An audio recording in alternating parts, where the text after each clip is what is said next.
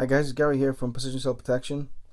Just going to do a short chat on fear and adrenaline and aggression and how to improve both of those things in a conflict situation on the street.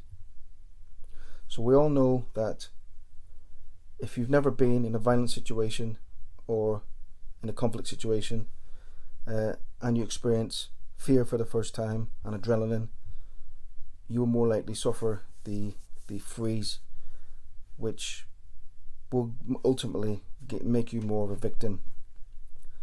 What do we mean by the adrenaline freeze? Well, when you come under an uncomfortable situation on the street, your heart rate will rise, the blood will extract from your extremities to protect the vital organs, you will start to feel sweaty, scared, you'll have tunnel vision, and you lose all sense of what's happening around you, and your body will ultimately go into fight or flight response, which 9 times out of 10, if you've never experienced it, you will freeze. You will be unwilling to do anything but to back down to the attacker. So for those who never experienced it, it is an uncomfortable and horrible situation to be in. So how do we get used to this sensation? Well, first of all, to cut to the chase, you need to experience real violence.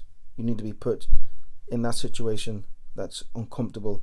You need to experience conflict in some form or another. But this isn't always possible. So what we look to do is replicate that in the form of reality training in the gym or outdoors. Now, this isn't putting someone in a boxing ring or a cage and saying fight one-on-one. This does carry over onto the street in certain aspects. It gets you used to being hit. It gets you used to being against another opponent. It gets you used to moving your head. It generally gets you used to the feeling of the impact of another person trying to cause you harm. So it does, in that sense, have a good carryover onto the street.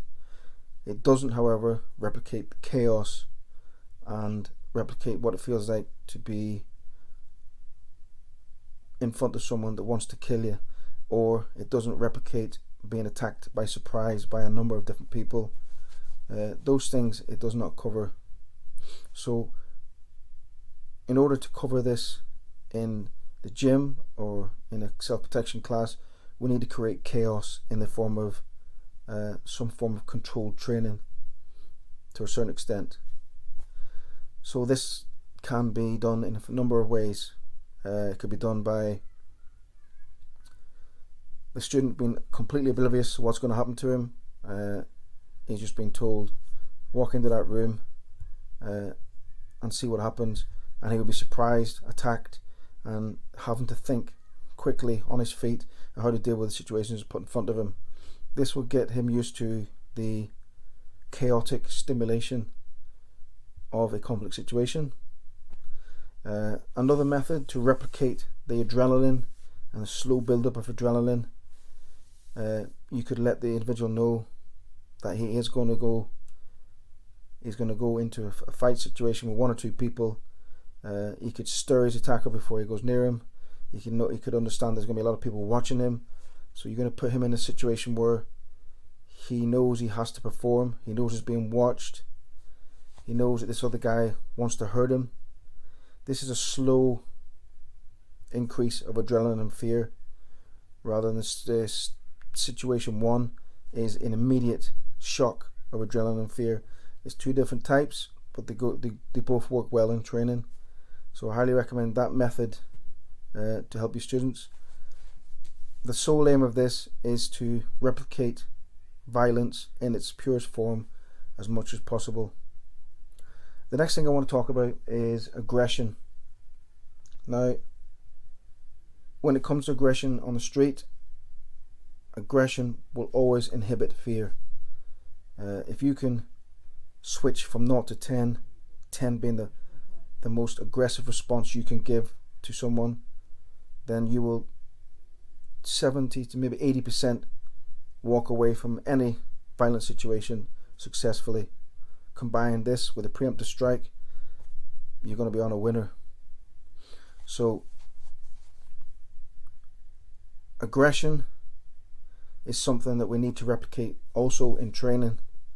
Now, it's okay hitting the bag, the pads, going through the motion, having precision, perfect technique, but unless you are hitting that bag with intent and aggression and with some sort of visualization, then it's not going to really be much use for you on the street.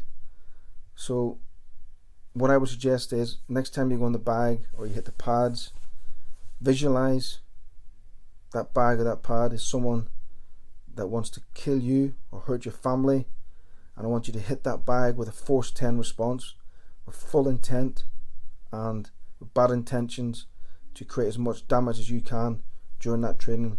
You want to hit that bag like it's going to be the last time you ever do that. This then can help you replicate to putting the aggression together when you need it on the street.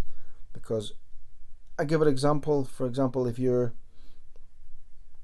walking down the street, you come against two guys, they're shouting and roaring at you, it's going to give you a bit of a shock because you're like, fuck, these guys really want to hurt me. Now, if they see you backing down, taking steps back, not being very aggressive, it's going to give them the upper hand. However, if you then turn into this raging lion and you have no other option but to use a strike, and you use a preemptive strike with full on aggression, verbal, continuous forward pressure, hitting with bad intentions, these guys are going to be on the back foot and you're going to be very highly successful in that situation. So guys, it's just a short video, just giving you a little bit of a little insight on fear, adrenaline and aggression, how you can implement that in your training to make you more safe on the streets. So I hope you like this little video.